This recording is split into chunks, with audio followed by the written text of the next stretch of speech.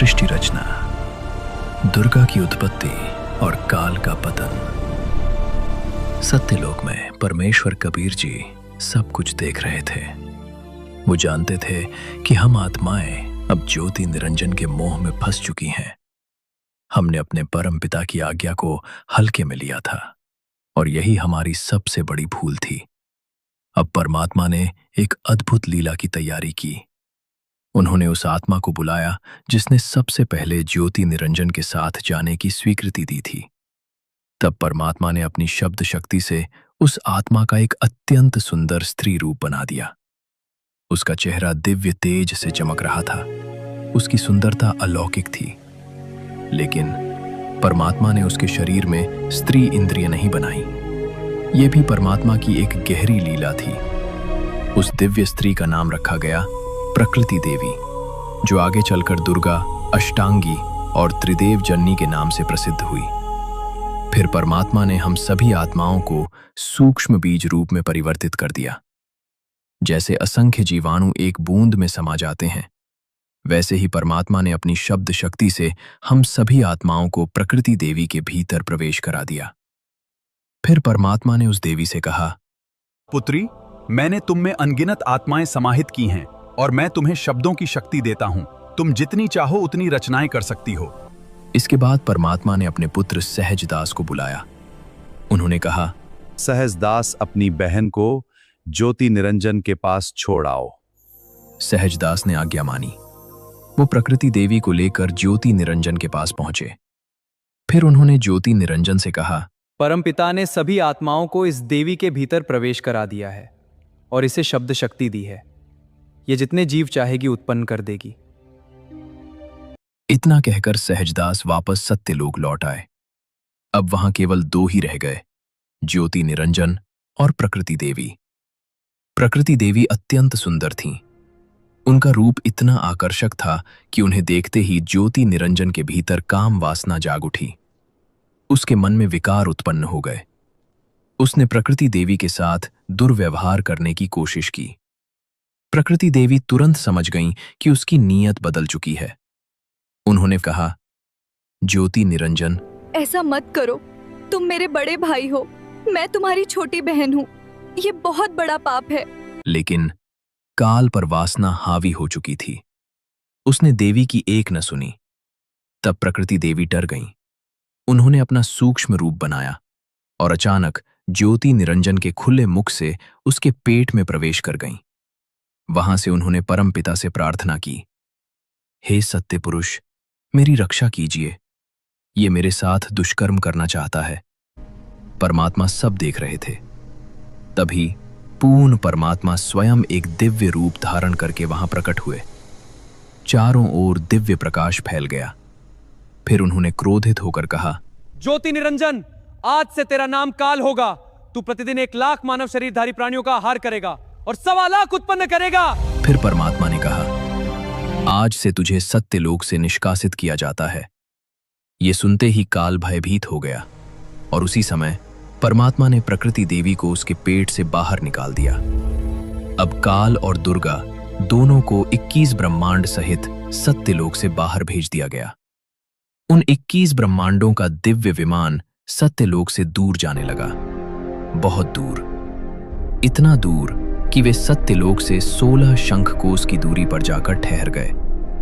वहीं से उन 21 ब्रह्मांडों की परिक्रमा शुरू हुई। क्षर पुरुष काल, ज्योति स्वरूपी निरंजन अपने भीतर उगते हुए प्रचंड क्रोध से जल रहा था। उसकी आंखों में अहंकार की अग्नि धधक रही थी। वो अपनी शक्ति पर मदमस्त होकर बोला, अब मुझे कौन रोक सकता है? कौन मुझे हानि पहुंचा सकता है? मैं जो चाहूंगा वही करूंगा। उसके सामने प्रकृति देवी दुर्गा खड़ी थीं। उनके मुख पर भय और करुणा स्पष्ट दिखाई दे रही थी। उन्होंने विनती की, हे ज्योति निरंजन, हम दोनों एक ही पूर्ण परमात्मा की संतान हैं। तुम मेरे बड़े भाई हो। क्योंकि तुम्हारा जन्म पहले हुआ था, यह संबंध अत्यंत पापपूर्ण होगा। और अब जब मैं तुम्हारे गर्भ से जन्म ले चुकी हूँ, तो मैं तुम्हारी पुत्री समान भी हूँ। कृपया इन पवित्र संबंधों को कलंकित मत करो। पूर्ण परमात्मा ने मुझे वाणी शक्ति प्रदान की है। मैं तुम्हारे आदेश से उतने ही जीव उत्पन्न करूंगी जितने तुम चाहोगे, लेकिन इस अधर्म का मार्ग मत अपनाओ। किंतु काल का हृदय कठोर हो चुका था।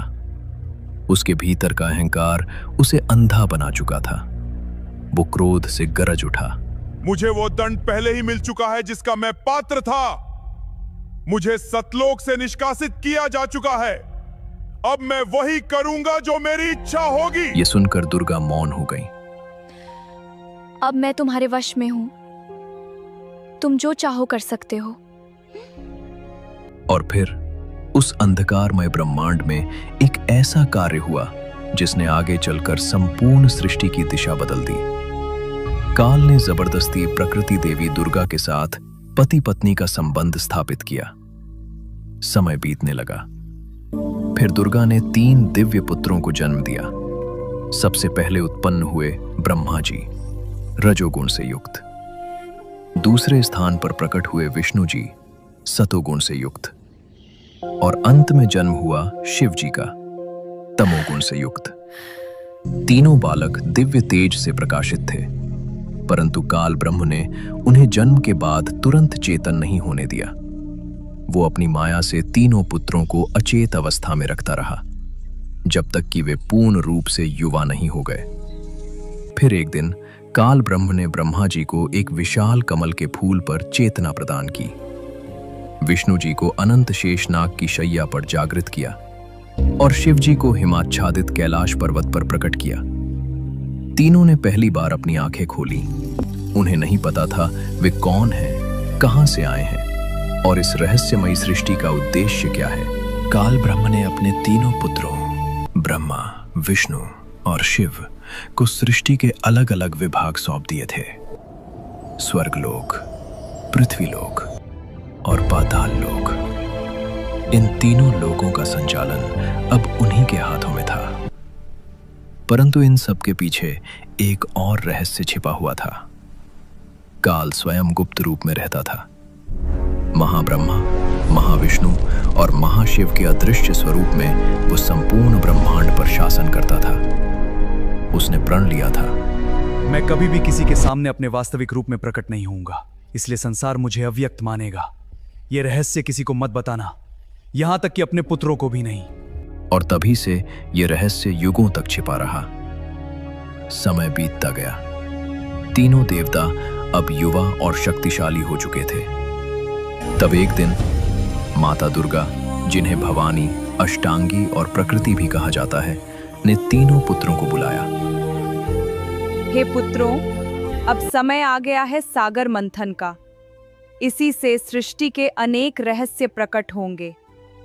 तब ब्रह्मा, विष्णु और शिव ने मिलकर सागर मंथन आरंभ किया। विशाल समुद्र गर्जना करने लगा। लहरों से दिव्य प्रकाश निकलने लगा। जब पहली बार सागर मंथन हुआ तो समुद्र के भीतर से 4 दिव्य वेद प्रकट हुए।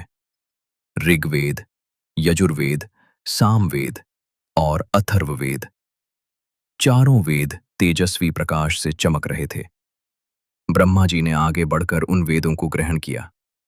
उन्हें ज्ञान और सृष्टि रचना का अधिकार प्राप्त हुआ। दूसरा मंथन फिर दूसरी बार समुद्र मथा गया। इस बार समुद्र से 3 दिव्य कन्याएं प्रकट हुईं। पूरा ब्रह्मांड उनके तेज से प्रकाशित हो उठा। लेकिन ये कोई साधारण कन्याएं नहीं थीं।